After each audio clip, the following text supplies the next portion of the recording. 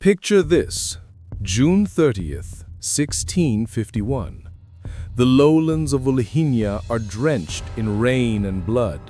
Over the muddy fields near Berestechko, the thunder of 200,000 boots and hooves shakes the earth, the largest land battle of the 17th century.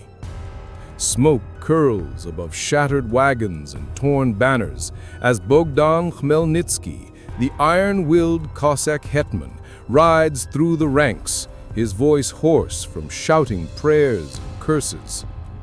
Before him stand 100,000 men, a wild brotherhood of Zaporozhian Cossacks, peasants and Tatar cavalry, hardened by years of revolt. Across the field, the gleaming lines of King John II Casimir's 80,000-strong Polish-Lithuanian army brace for battle.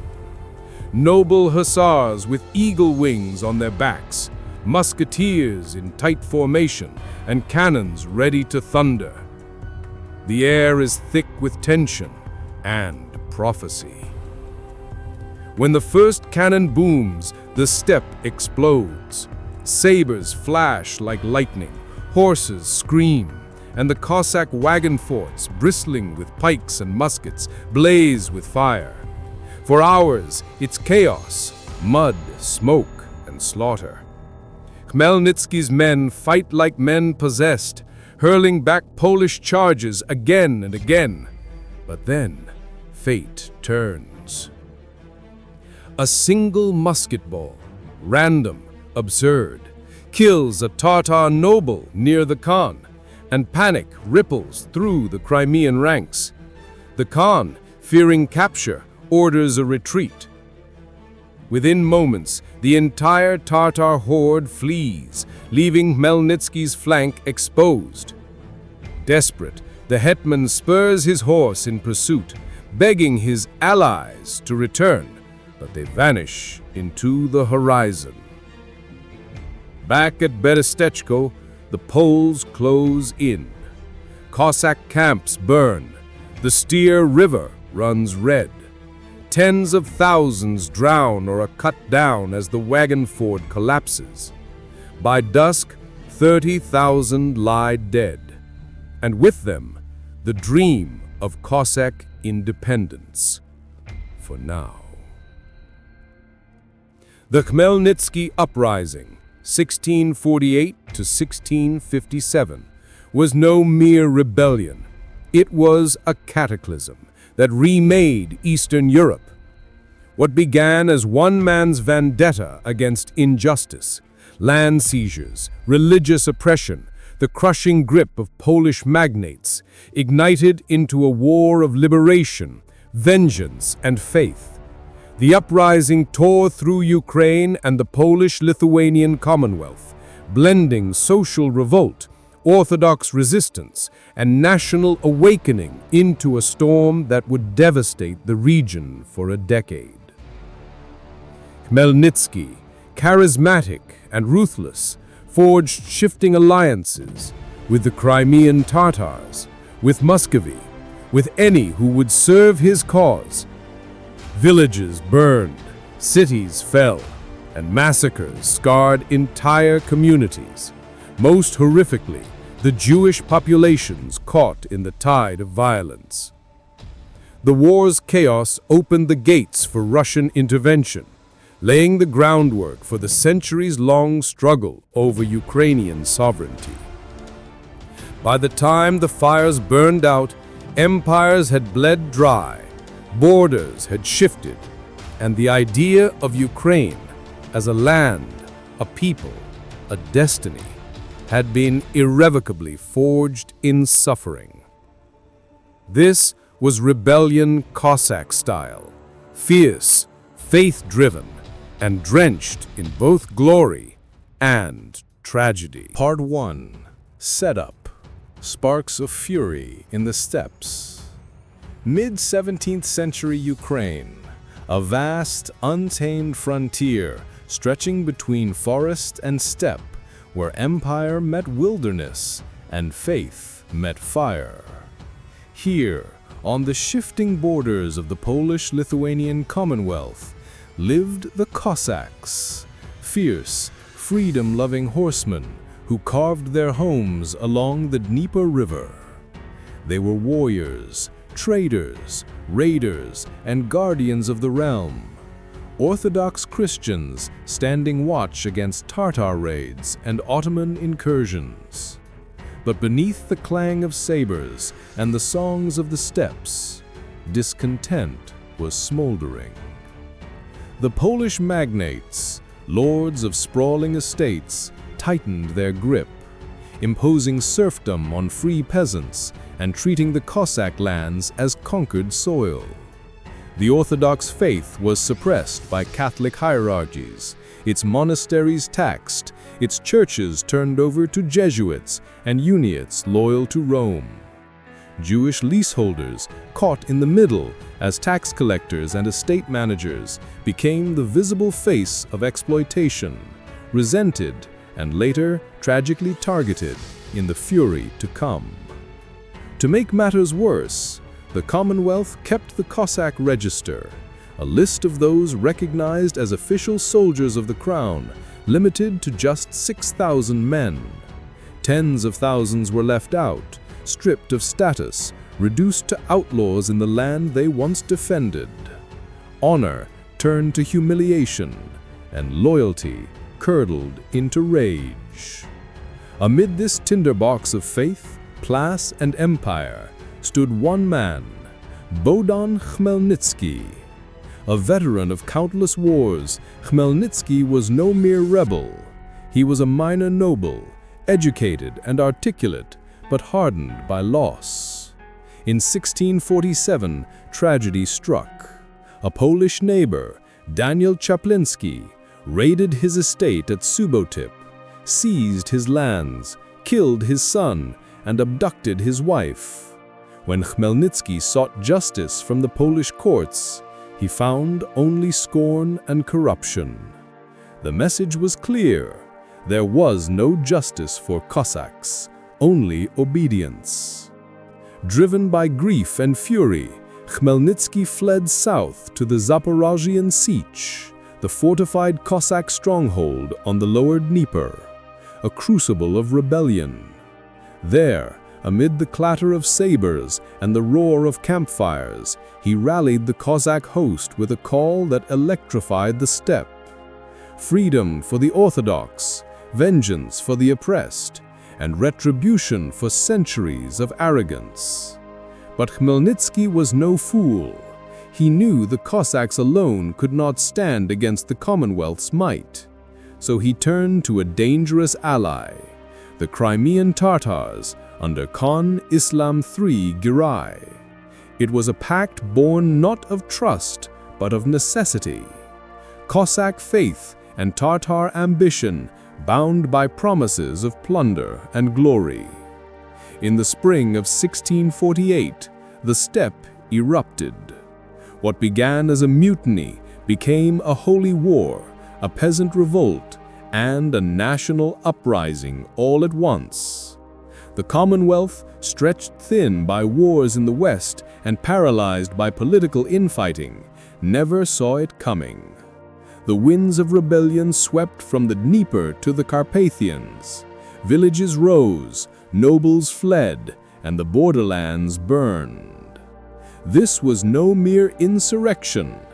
It was the birth cry of a nation in chains, the moment when Ukraine's blood and faith would collide with the might of an empire. And at its heart rode one man, a Cossack hetman with vengeance in his soul and destiny at his back. Part 2. The Blaze Ignites, Early Victories and Chaos, 1648 to 1649. Spring 1648.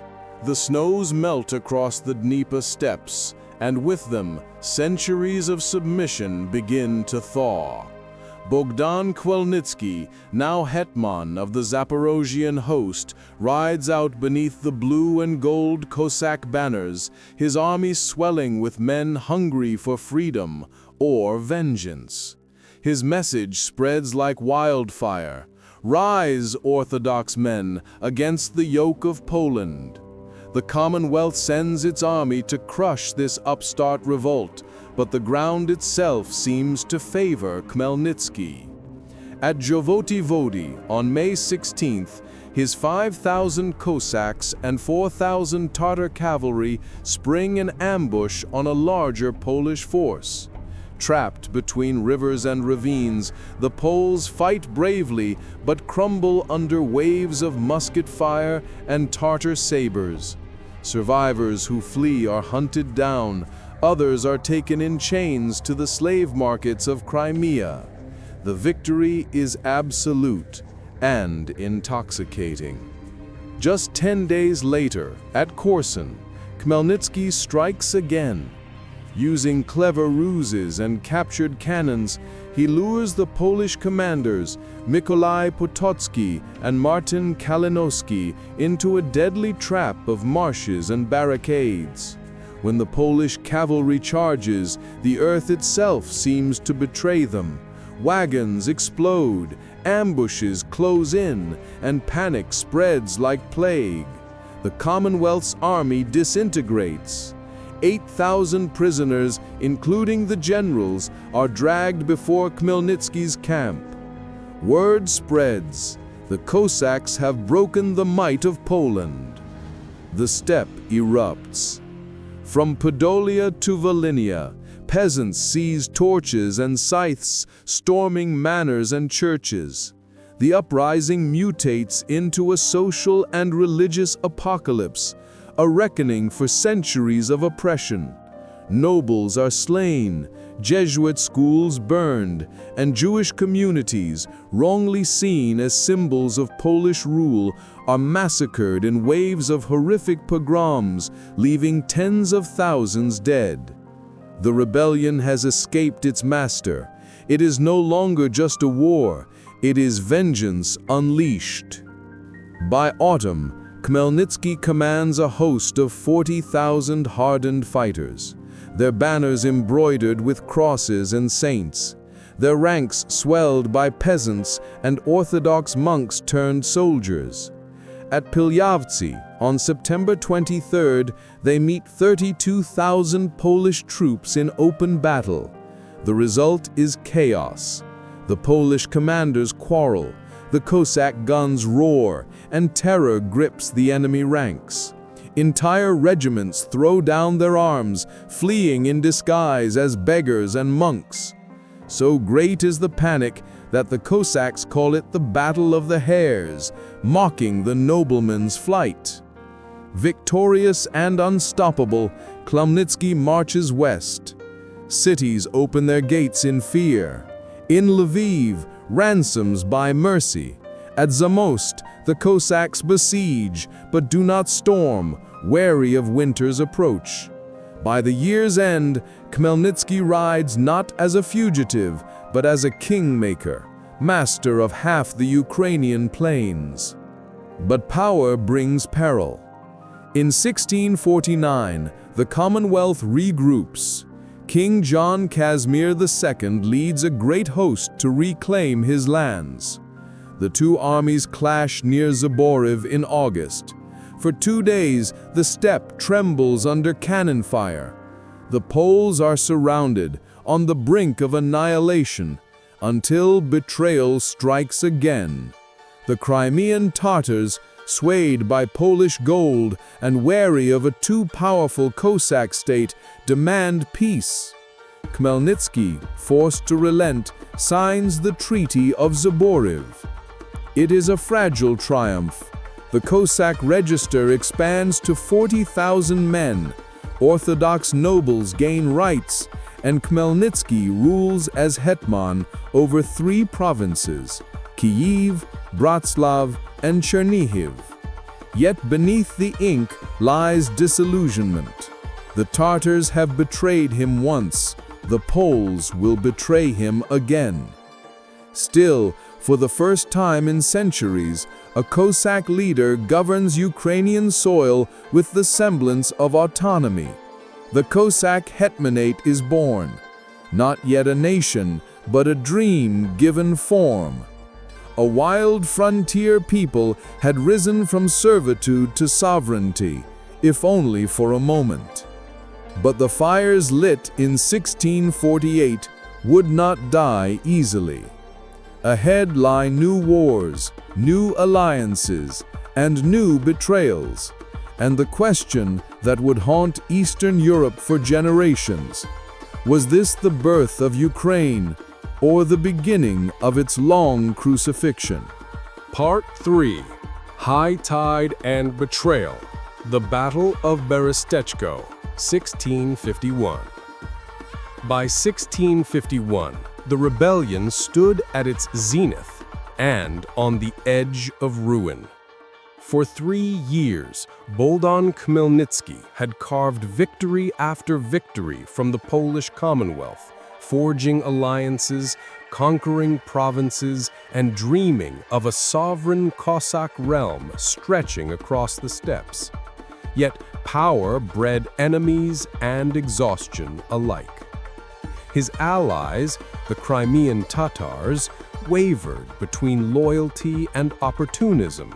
His Moldavian campaigns had failed, and the Commonwealth, bloodied but unbroken, gathered its might for one decisive blow. That summer, 2 vast armies converged on the muddy plains near Berestechko in Volhynia. It would become the largest land battle of the 17th century, perhaps the largest in Europe since ancient Rome. Khmelnytsky commanded over 100,000 Cossacks and peasant levies, reinforced by 30,000 to 60,000 Tatar horsemen under Khan Islam Giray. Facing them, King John II Casimir with 80,000 men, Polish hussars, Lithuanian banners, German mercenaries, and Ruthenian loyalists. Beneath storm clouds and rising mist, the fate of Ukraine hung in the balance. June 28, 1651. At dawn, a ghostly fog rolls across the swampy fields. The Cossack host forms a massive tabor, thousands of wagons chained together, bristling with pikes, muskets, and cannon. Drums thunder. Orthodox priests bless the ranks. Across the field, Polish standards glitter like flames in the haze. Then comes the cry, "Hussary naprzód," and the winged hussars charge. The impact is cataclysmic. Steel crashes against steel. Horses scream. The very air seems to tear. Tatar cavalry reels, their arrows useless against armored lances. But Khmelnytsky is no novice. He rallies his infantry, unleashing disciplined musket volleys that mow down charging knights. The first day ends in deadlock. The battlefield a smoking ruin of men and horses. Day 2. Rain lashes the steppe as artillery duels thunder from dawn till dusk. Then disaster strikes. A stray cannonball, or perhaps a Polish ruse, sends panic through the Tatar camp. Rumors spread that the Khan has been wounded or captured. In terror of annihilation, the Tatars flee. In the chaos, Islam Giray seizes Khmelnytsky himself, taking him for his safety, a polite word for hostage. By nightfall, the Cossack army is leaderless, surrounded, and abandoned. June 30th. The Poles close in, encircling the Cossack tabor. For days, the trapped rebels fight with desperate fury. Peasants swing scythes beside armored veterans. Women reload muskets as priests chant prayers over the dying. Cannonballs rip through wagon walls. The air reeks of smoke and despair. Still, they refuse to yield. But hunger and exhaustion are stronger than valor. When at last they attempt a breakout across the Plashivka River, tragedy strikes. The bridge collapses beneath the stampede of men and horses. Thousands drown in the black water, their cries echoing across the marshes. The Styr River runs red with blood. By battle's end, over 30,000 Cossacks lie dead, their corpses choking the reeds.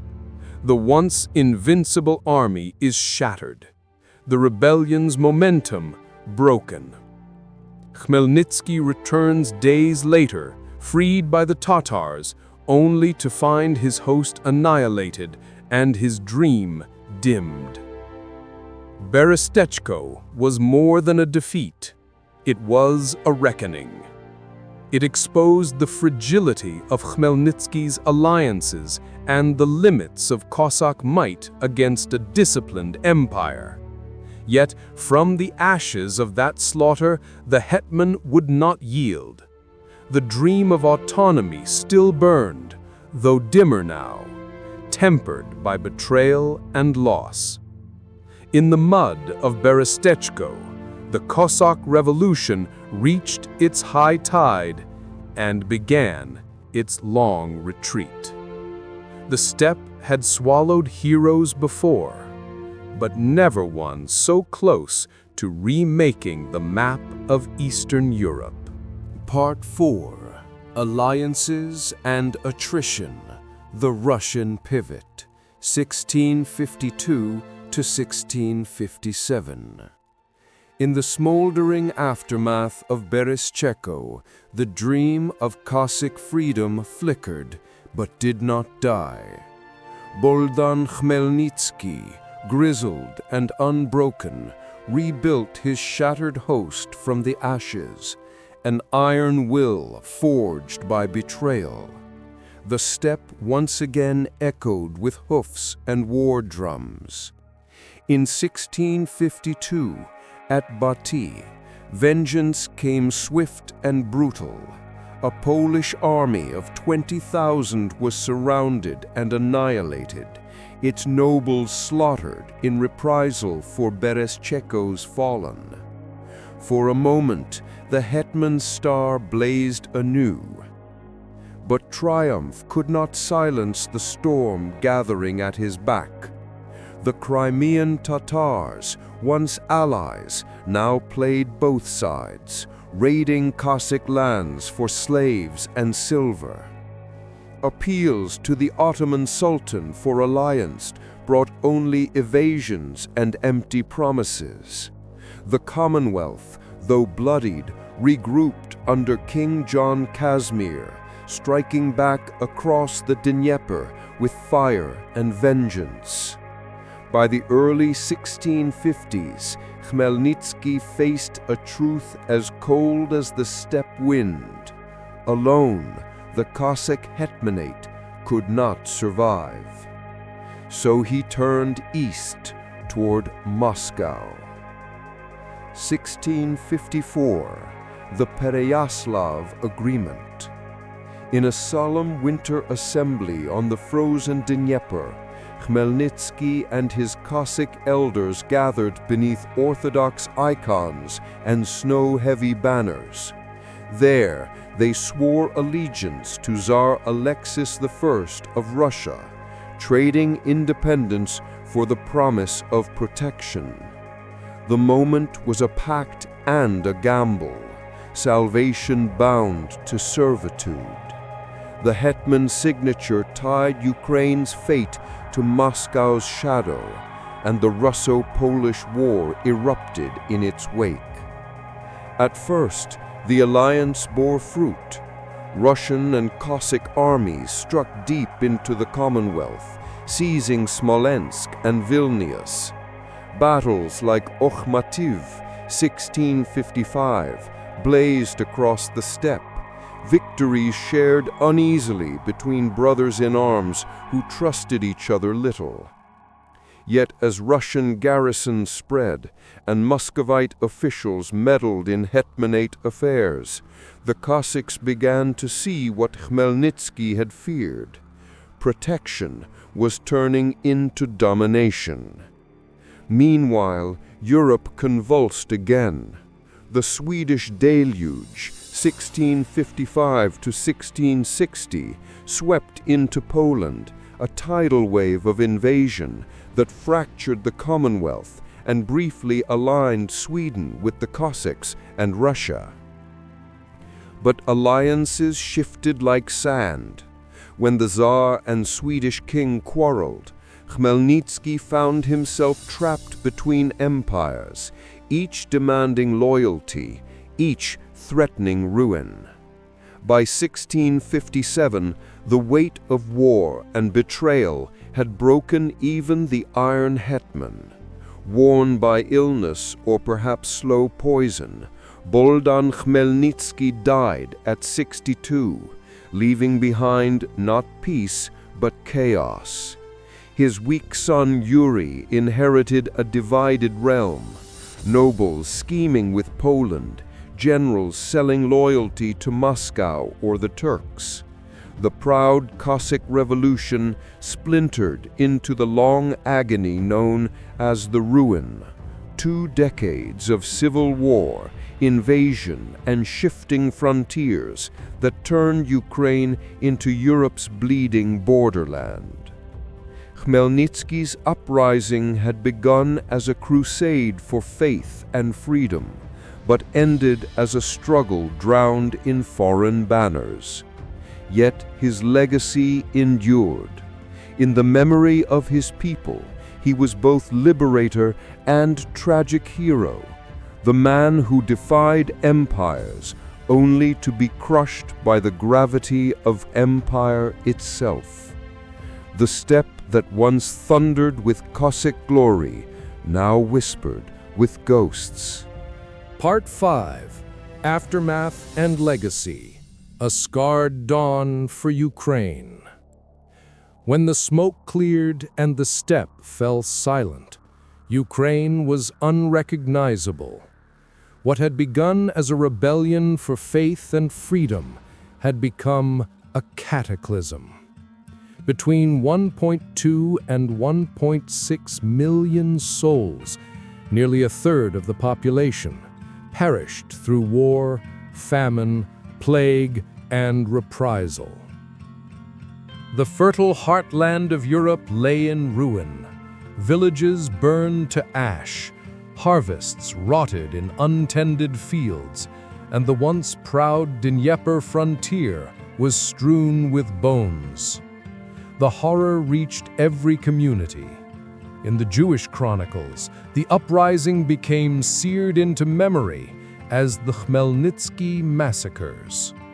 Over 100,000 Jews were slaughtered, families wiped out in pogroms that marked one of the darkest chapters in early modern Europe. For the Polish nobility, the uprising was both humiliation and heartbreak, a kingdom humbled by its own subjects, its vast eastern provinces slipping from its grasp. The political aftermath redrew the map. By the Treaty of Andrusovo, 1667, Ukraine was split in two. The left bank, including Kyiv, fell under Russian control, while the right bank remained Polish. What had once been a dream of Cossack independence was now a frontier torn between two empires, a wound that would fester for centuries. And yet, from devastation, something new was born. The Cossack hetmanate, though fragile, endured as a symbol of Ukrainian self-rule. It codified governance, diplomacy, and military order, a prototype of Ukrainian statehood.